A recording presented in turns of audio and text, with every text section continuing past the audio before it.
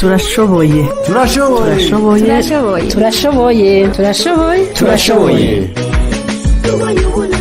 turashoboye ni iganiro cyo kuvuga rw'intara ya Gitega aho duha akanya abanyagihugu mu ntara ya Gitega bakayagira abandi ivyo ariko barangura birata ndetse vyotuma n'abandi bakura icigwa.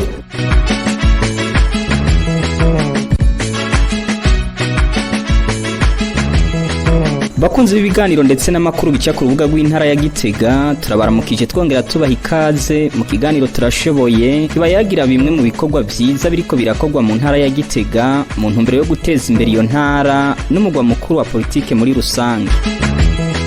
Kuri kamera uno munsi muri kumwe na Dieudonné Havugiyaremye, kuri mikro ni jewe Irakoze Raphael.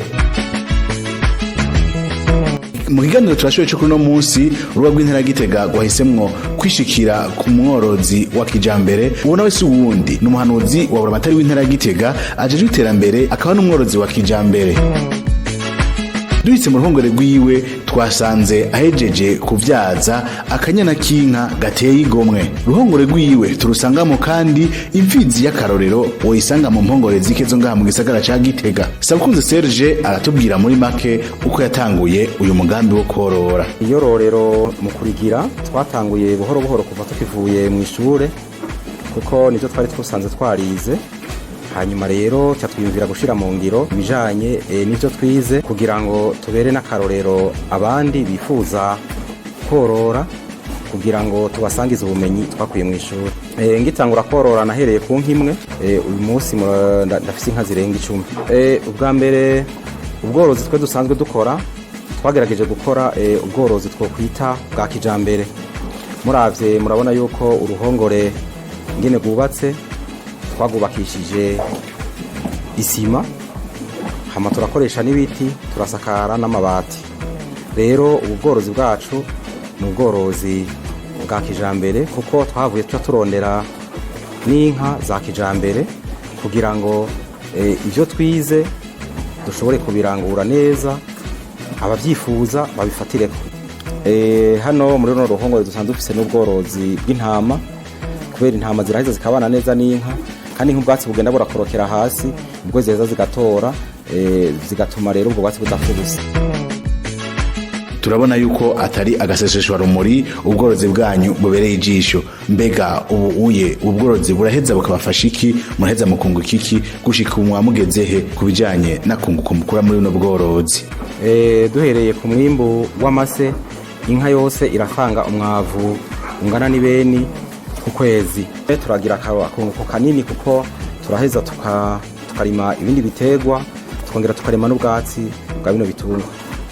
Hanyuma inka nazo uko zisanzwe zitanga umwimbo w'amata mu kuzimisha turatandukanya kugira ngo twamane amata, ariko hano muri uruhongore inka ikamwa amata make ikamwa amaritiro 20. Ni kuvuga yuko inka idashikana amaritiro 20 ku munsi ntituyorora hano. Inka ikamwa amata menshi hano ikamwa amaritiro 33. Dusanzwe dukama gatatu ku munsi, turakama saa 12 zo mu gatondo, tugakama saa 8, hanyuma tugakama na saa 2:30 z'ijoro.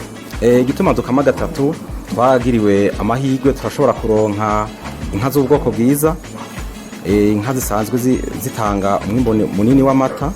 Hanyuma kigira kabiri naco turitaho ibijanye n'ingaburo zazo.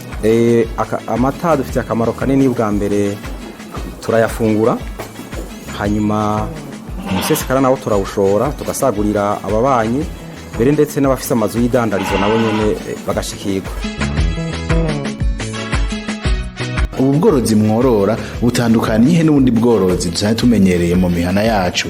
Mbega inkurikizi zo kutorora neza ziraba izihe nk'umufundi? Ubwa mbere iyo wororera hasi inka zihura n'ingwara nyinshi, ariko iyo wororera ku isima ni uburyo bwa mbere buriho bwo kugira gukwirira isuku ibitungwa no kugwanya ingwara. Rero iyo umuntu yororera ku isi gusa ni kuvuga yuko igitungwa ntigiheza ngo kimererwe neza. Hanyuma kubijanye navyo n'umwimbo umwavu uragwira kuko ku mwanya tuko turawukubura tukuramo tukawegeranya. Ubwa mbere iyo umuntu yifuza korora neza agira guhitamwo ubwoko bw'inka yifuza korora.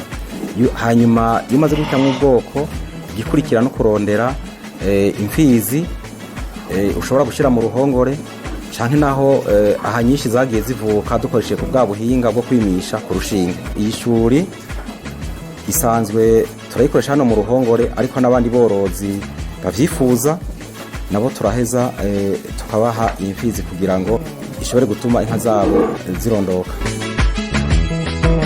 Mu byo mujejwe harimo iterambere, mbega muriko mukora iki kugira ngo abandi borozi nabo nyene bashikirwe nabo bashobore korora kijambere? Mu bisanzwe nkuko dusanzwe mu bikorwa vya misi yose tujejwe iterambere ry'intara n'iterambere nayo ry'ubworozi ririmwo. Aboza rero bifuza korora barashobora kutwitura bakadusanga dusanzwe dukorera kugira ngo dushobore kubaha impanuro ku bijanye no korora.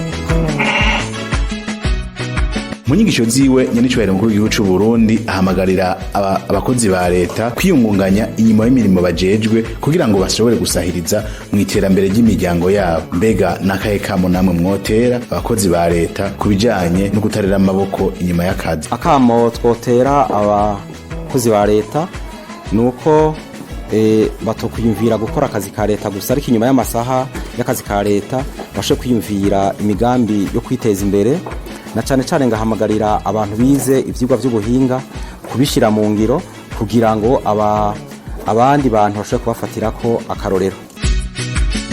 Ubunebwe n'umwansi w'iterambere ry'igihugu, tuvire hasi rimwe turwanye ubunebwe. Turashoboye.